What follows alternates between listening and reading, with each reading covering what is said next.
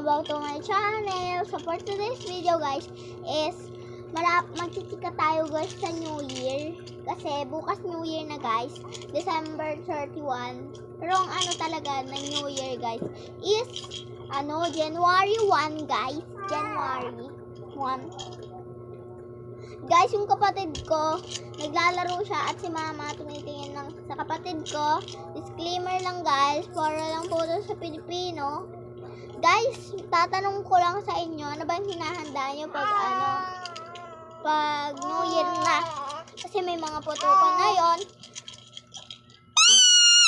Eto guys, kay Sen to guys. Mga ano niya to. Pa-part 4 ko na lang kasi mauubusan na naman tayo ng oras.